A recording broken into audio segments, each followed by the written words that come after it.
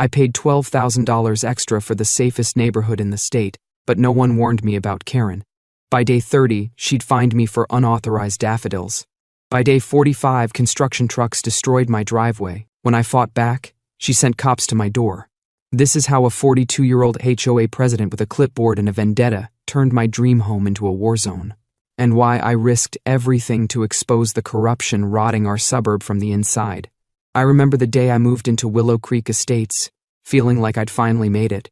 My new house had a spacious yard, tree-lined streets, and the quiet promise of suburban peace. The "Welcome to Willow Creek" basket on my doorstep looked thoughtful at first, until I noticed the thick HOA bylaws tucked under the muffins. Karen's name was underlined twice. Everyone said Willow Creek was the kind of place where neighbors greeted you with a smile, but that wasn't quite what I experienced. In those first few days, I noticed small signs that suggested life here might be more complicated. A neighbor quietly warned me to keep up appearances, and another whispered that questioning the president's decisions was bad form. I shrugged it off, assuming they were exaggerating. How bad could one HOA president be? I soon found out. By my second week, I'd already seen Karen's name plastered on every official notice. She wore floral dresses, kept a steely gaze, and carried an air of authority that felt oddly intimidating. When I attended my first HOA gathering, she stood at the podium with her clipboard, rattling off new improvements that would require extra fees. Her voice was firm, almost militaristic. I raised my hand to ask how these fees were calculated. In that instant, Karen's smile disappeared. She shot me a glare so icy I nearly dropped my notes. "We all contribute equally," she said, as if reciting a sacred oath. I pressed politely, asking for a breakdown of how funds were allocated. Her eyes narrowed. That's when I realized stepping out of line, even gently, would make me a target. That's also when I learned Karen could transform from polite to punishing in a heartbeat. I tried to stay on her good side.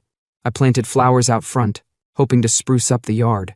A few daffodils, a couple of rose bushes, nothing extravagant.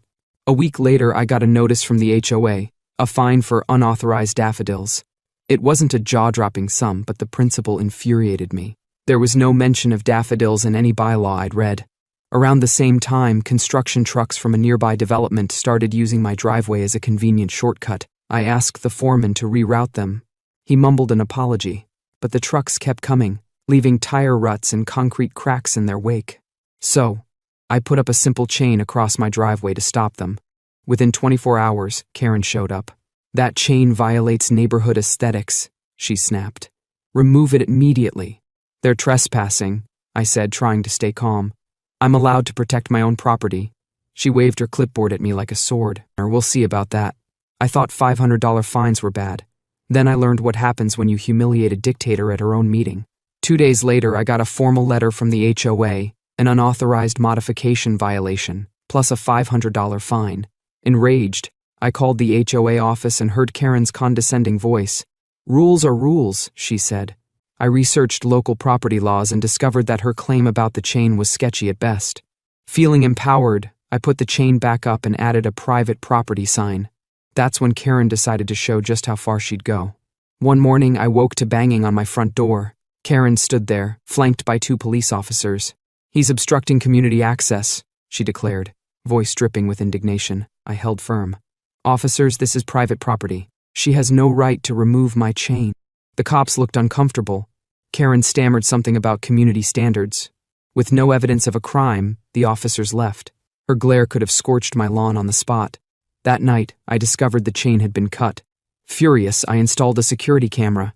The next morning, the footage showed Karen herself, under cover of darkness, snipping the chain with 2 men I recognized as the construction foreman's crew. Armed with evidence, I decided to confront her at the next HOA meeting. Walking into that meeting, I felt a mix of anger and determination. Karen stood at the front, her usual smug posture on full display. The typical announcements droned on: landscaping fees, minor noise complaints, until the floor opened for questions. I raised my hand. "I have an issue," I said, plugging in my laptop to the projector. Karen's confident smirk flickered as the screen lit up. Then I played the footage. Karen, in the dead of night, cutting my chain with the help of 2 construction workers. Gasps filled the room. "That's a violation of my privacy," Karen shrieked. "You can't just record people." "It's my property," I replied. I can record suspicious activity. You're trespassing and vandalizing. Neighbors murmured and nodded. A few brave souls piped up with their own grievances. Someone demanded to know where the HOA's money was going. Another questioned Karen's authority to impose random fines. Chaos erupted. Karen's face went red as more neighbors accused her of heavy-handed tactics. By the end of the meeting, the board agreed to an independent audit of HOA finances. Karen stormed out. The tension was so thick, I could practically taste it. That night, I woke to the sound of shattering glass. My car windshield had been smashed. A scribbled note under the wiper read, "Back off or else." The police filed it under possible teenage vandalism, but I suspected Karen or her cronies. A review of my security footage showed the same construction workers lurking near my property. It was time to escalate. I contacted Samantha Hayes, an investigative journalist known for exposing shady local politics. I emailed her the footage, the fines, the chain-cutting incident. She responded within hours. "This could be a major story," she said when we met. "HOA corruption isn't new, but this is extreme." We started digging into public records. Lo and behold, Karen's husband ran a shell corporation that had suspicious payments linked to the construction company. It wasn't just unethical, it looked criminal. For most people, the next step would be to call the cops again. But I knew Karen would spin it. Instead, I teamed up with Samantha to gather more proof. I thought my biggest problem was $500 fines and a shattered windshield, until a drone started hovering outside my bedroom window. Its camera lens glinted in the moonlight. Furious, I grabbed a flashlight and aimed it at the drone. It zipped away. The next morning, my security footage showed Karen retrieving it from the park. Unapproved surveillance? She'd once accused me, but apparently, it was fine when she spied on me. When I confronted her, loudly, in front of neighbors, she lost her cool and called the police again. This time, they warned her about trespassing and harassment charges. Meanwhile, Samantha published her first exposé, Corruption in Willow Creek, HOA President's Dirty Deals. It went viral in our county, and soon reporters were asking neighbors about Karen's questionable tactics. Under mounting pressure, the HOA board held an emergency meeting. Tension crackled in the air. Karen marched in late, looking rattled but trying to hide it. "These accusations are baseless," she began. "Everything I've done is for the betterment of Willow Creek Estates." I couldn't hold back. "Betterment? You mean lining your pockets with construction kickbacks?" Her face turned scarlet. "You have no idea what you're talking about." "Then why were your payments hidden?" Samantha chimed in, stepping forward. She had copies of bank transfers linking Karen's husband's shell corporation to the construction company. A chorus of angry voices erupted. Someone yelled about skyrocketing HOA fees. Another demanded Karen's resignation. The uproar ended with a unanimous vote to suspend her pending further investigation. I hoped that would be the turning point, that the worst was over. But as I left the building, I felt eyes on me. My intuition screamed that Karen wasn't finished. The next morning, I opened my mailbox to find a plain envelope with a typewritten note. "Drop this now. You don't know who you're dealing with." I showed it to the police, but they offered little more than a shrug. "Could be a prank," they said. I wasn't convinced. One night, I spotted an unfamiliar car idling down the street, headlights off. I snapped a photo before it sped away. Through Samantha's contacts, we traced the license plate to one of the contractors who had helped Karen cut my chain. Clearly, they were still lurking. Then came the worst blow yet. Around midnight, I awoke to the sound of a loud crash and smelled smoke. My brand new shed, in the backyard where the fence had been repaired, was engulfed in flames. I managed to douse some of it with a fire extinguisher before the fire department arrived. The chief confirmed what I suspected: accelerant had been used. This was arson. "That note wasn't paper, it was gasoline," I muttered bitterly, staring at the charred remains. I'd spent years saving for this house. Now, I'd burn it down myself to end this. Samantha refused to let the arson intimidate her. She connected it to a string of fires linked to the same construction firm. Turns out that company had a track record of strong-arming homeowners who stood in their way. By now, Karen was suspended from the HOA, but her influence lingered like a bad smell. We uncovered more evidence of forged documents, unauthorized fines, and personal expenses billed to the HOA. The deeper we dug, the more we realized we were dealing with a broad conspiracy, and Karen was only one piece of the puzzle. Still, she'd been the face of this corruption, and the entire scheme was unraveling fast. The local authorities finally took notice. Police started questioning not just Karen but also her husband and the lead construction manager. Even though Karen was out, the HOA needed to be rebuilt from the inside. An interim board tried to bring residents together. Town hall meetings replaced Karen's old autocratic style. People shared how Karen had bullied them into paying for repairs that should have been covered by community funds.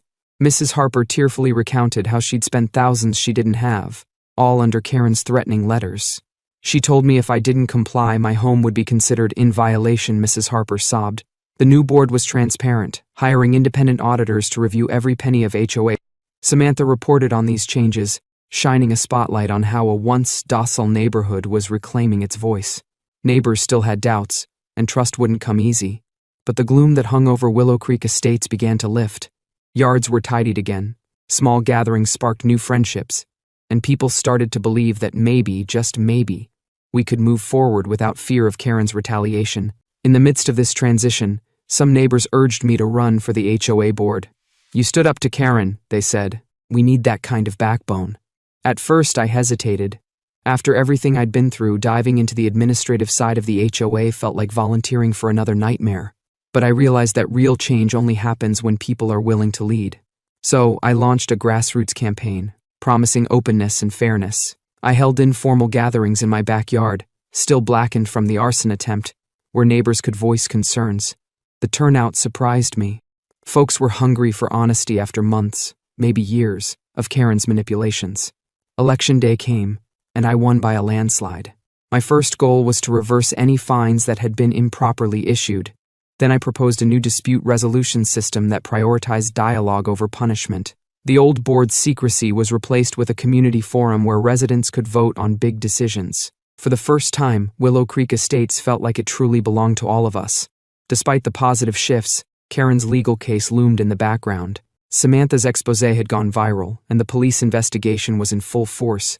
But Karen's lawyers tried every trick to delay the proceedings. Meanwhile, we kept encountering signs that someone, or several someones, were determined to keep the old guard's power alive. I'd see that suspicious car parked near my house. Anonymous notes would appear in my mailbox, warning me to stop. Once, late at night, someone pounded on my windows, then ran off before I could see who it was. It was a psychological game. A constant reminder that Karen's network wasn't above terrorizing me. Still, I refused to budge. "Chains can't stop a woman who rewrites rules over Pinot Grigio," I muttered to a neighbor once, trying to find humor in the chaos. But I remained vigilant, doubling down on security measures. The mental toll was severe. Some nights I found myself jolting awake at every creak in the house. Finally, after months of legal wrangling, Karen's court date arrived. Media vans lined the courthouse parking lot. Neighbors, once too afraid to speak, crowded into the gallery. Samantha and I both testified. The prosecution's evidence was overwhelming. Forged HOA documents, suspicious money transfers, testimonies about intimidation and vandalism, and of course, the security footage of Karen literally cutting my chain. The construction company executives faced charges as well, some of them pleading guilty to avoid harsher sentences. Karen tried to portray herself as a victim, a pawn in a bigger corporate scheme, but nobody was buying it. The jury listened intently to each piece of evidence, and over the course of several weeks, her defense crumbled. "She wasn't always like this," Karen's husband muttered to me in the hallway one afternoon. He looked defeated, as if watching his world collapse. He handed me a folded letter, Karen's resignation from the HOA board. "I'm sorry," he whispered. It was a strange moment. Part of me felt a flicker of pity, but it was drowned out by memories of the vandalism, the threats, the arson. When the verdict came down, guilty on embezzlement, conspiracy, and multiple counts of vandalism, Karen's composure finally cracked. She received a prison sentence. The construction company faced hefty fines and was barred from further projects in our area. Samantha's articles drew national attention, sparking conversations about the unchecked power of HOAs. Some victories feel triumphant. This one felt more like relief mingled with exhaustion. I'd won, but at a cost: shattered windows, a burned shed, endless stress. Still, the community rallied around me, and together we began the slow process of real healing. With Karen gone, the HOA regained credibility under its newly elected board. Finances were openly reported, major decisions required direct votes, and the sense of fear that once gripped Willow Creek Estates dissipated. Sidewalks were repaired, the park was cleaned up, and we hosted a neighborhood barbecue, something unheard of during Karen's reign. I served my term on the board, then stepped down. The experience left me tired, but it also showed me the power of standing firm against bullying and corruption. My driveway chain remained, and this time nobody dared to cut it. I'll admit, though, that even after Karen was locked away, there were moments when I'd see a car idling at the curb and wonder if some piece of her old network lingered, because some secrets don't burn, they just wait. Karen got 3 years. The construction CEO got 18 months. My driveway still has a few cracks. Some nights I find myself glancing toward the streetlights, half expecting to see that drone again. Every so often, I bump into Mrs. Harper. She thanks me in a hushed tone, then quickly looks away, maybe remembering how she once stood silent while Karen ran amok. We did what was necessary to expose a system built on greed and intimidation, but the wounds haven't vanished overnight. I guess that's the price of justice. I risked everything to protect my home, and in the end, I saved more than just a driveway. Willow Creek Estates is no longer perfect, maybe it never was, but it's honest now. And for me, that's worth every fine, every threat, and every minute of lost sleep. I paid extra for the safest neighborhood in the state. I got a war zone instead. But sometimes you have to fight for peace. And if I learned one thing from the remains of my burned shed, it's this. Once the flames die down, you see what really matters. And in Willow, that's a community learning to stand together, free from the chokehold of a clipboard-wielding dictator who thought she was untouchable, until she wasn't.